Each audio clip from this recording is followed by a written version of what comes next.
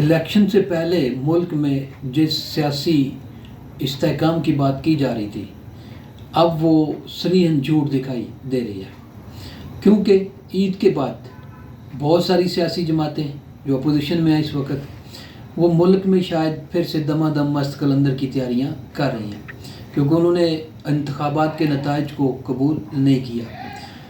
ان میں 2-3 خاص طور پہ جماعتیں شامل ہیں جن میں مولانا فضل الرحمان سب سے ٹف پولیٹیشین ثابت ہو رہے ہیں۔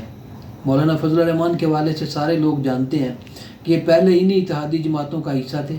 پی ڈی ایم نے جب 16 ماہ کی حکومت کی تو اس دوران مین جو سرکردہ آدمی تھے، پی ڈی ایم کے جو رہنما تھے، جو سربراہ تھے، وہ یہی مولانا فضل الرحمان تھے، اور اسی عمران خان کی حکومت کو گرانے میں، عدم اعتماد کی تحریک کامیاب کرانے میں بڑا اہم کردار ادا کیا تھا۔ آصف زرداری کے بڑے کلوز ساتھیوں میں سے گنے جاتے ہیں۔ اسی طرح ان کے نواز شریف کے ساتھ بھی تعلقات ہیں، باقی سیاسی جماعتوں کے ساتھ بھی ہیں۔ لیکن انتخابات سے پہلے جو بات کی جا رہی تھی کہ اگر فری فیئر ٹرانسپیرنٹ الیکشن ہوتے ہیں تو ملک میں سٹیبلٹی آ جائے گی۔ اس کا فائدہ یہ ہوگا کہ کل کو ہم معاشی میدان کے اندر بھی جو کامیابیاں لینا چاہتے ہیں اس میں ہمیں آسانی ہوگی۔ لیکن ہوا کیا کہ الیکشن ہوئے، نتائج ہم نے دیکھے کہ کس طرح سے فارم 45 اور 47 کا ایک شور شرابہ جو ابھی تک سنا جا رہا ہے۔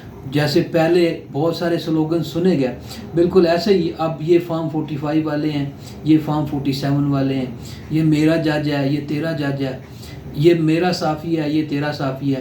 یہ سلوگن اب پھر ہم دوبارہ سے سن رہے ہیں کہ پوری ڈویژن جو ہے معاشرے کی وہ اپنی جگہ پہ موجود ہے۔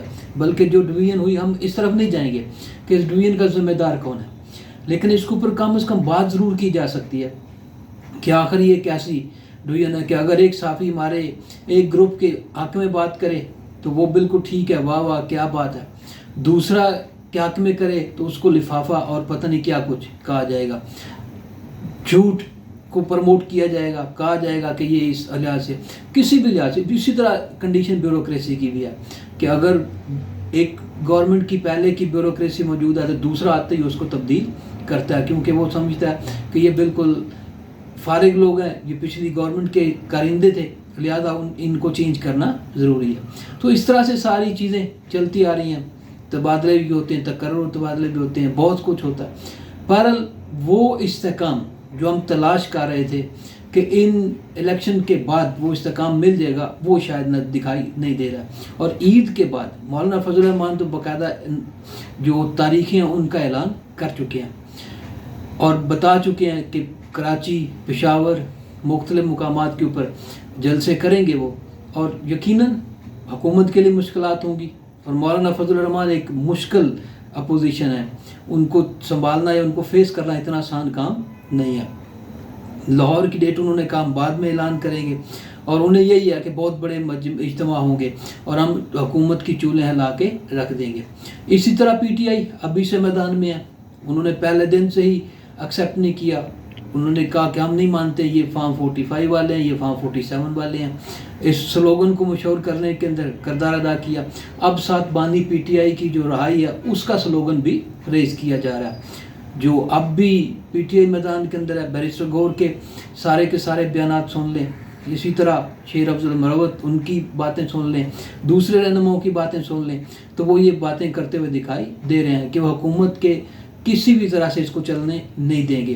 اسمبلی، پنجاب اسمبلی کا اجلاس ہو، قومی اسمبلی کا اجلاس ہو، یا کوئی اور دوسری اسمبلی کا اجلاس ہو، وہ ہم دیکھتے ہیں کہ ایک اکھاڑے کی شکل پیش کرتی ہے۔ ایک ایسے لگتا ہے کہ جیسے یہاں پہ کوئی آواز کانوں پڑی آواز سنائی نہیں دیتی۔ تو یہ صورتحال ہے۔ اب اس سے اندازہ لگا لیں کہ کتنی سٹیبلٹی ہم حاصل کرنے میں کامیاب ہوئے، کتنی ہم نے معاشرے میں پائی جانے والی جو ڈویژن ہے، جو تقسیم ہے، جو اب گھر گھر انٹر ہو چکی ہے، تو اس کو ہم کس حد تک کور کرنے میں کامیاب ہوئے ہیں۔ ایک پارٹی اگر مانتی ہے ایک چیز کو، دوسری اس کو انکار کرتی ہے، اگر ایک واہ کرتی ہے تو دوسری اس کے خلاف اناؤنسمنٹ کرتی ہے، اس کے خلاف اعلان کرتی ہے۔ اب میڈیا سیل دونوں طرف، ہر پارٹی نے انتہائی اہم اور انہی کو مضبوط بنا لیا۔ اب سوشل میڈیا پہ چلے جائیں تو ایک بھونچال آیا ہوا ہے ایک عام آدمی کے لیے، تو ویسے بھی اب شاید اس کو کرنا چاہیے۔ آپ اندازہ لگائیں کہ پچھلے دنوں میں شاہد افریدی نے शहबाज शरीफ को सिर्फ वज़ीर-ए-आज़म बनने पर मुबारकबाद दी, और जो बाद में शाहिद अफरीदी का हाल किया गया, जिन्होंने भी किया वो सब जानते हैं। उनके पार्टी रहनुमाओं ने भी इसको रोकने की कोशिश की, तो अज़हर मशवानी साहब ने वाजे उनको भी ललकारा कि जनाब ये आपका काम नहीं है, ये हमारा काम है कि हमने किसको किस तरह से डील करना है। तो शाहिद अफरीदी का कोई तारफ़ के मोहताज भी नहीं है, सब जानते हैं कि वो किस लेवल पे कौमी टीम और इसी मुल्क की खिदमत कर चुके हैं। लेकिन उसके बावजूद सिर्फ मुबारकबाद देना उनका एक बहुत बड़ा गुनाह बना, और वो इतनी ट्रोलिंग और इस कदर उन्हें तंजिया और इस ज़ीरो से ज़ीरो और ज़ीरो से हीरो पता नहीं क्या कुछ बना दिया कि वो देखने वाला था माहौल। ये सोशल मीडिया की हालत है।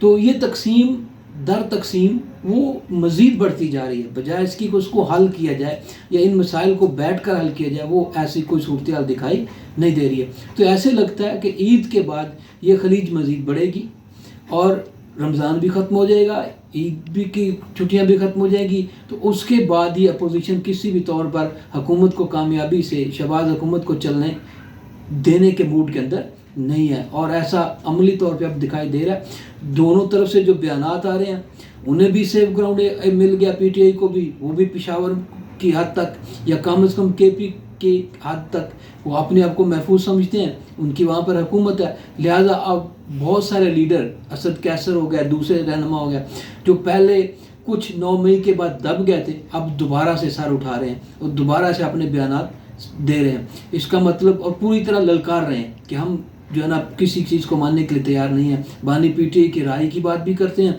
और उसके लिए भी अफजल मरवत ने कहा, उसने कहा कि जनाब हम बानी PTI की राय के लिए हर मुमकिन जद्दोजहद करेंगे। तो बहरहाल इससे दिखाई देता है कि ईद के बाद ये दमादम मस्तकल अंदर का जो माहौल है उसमें मज़ीद इजाफा होगा।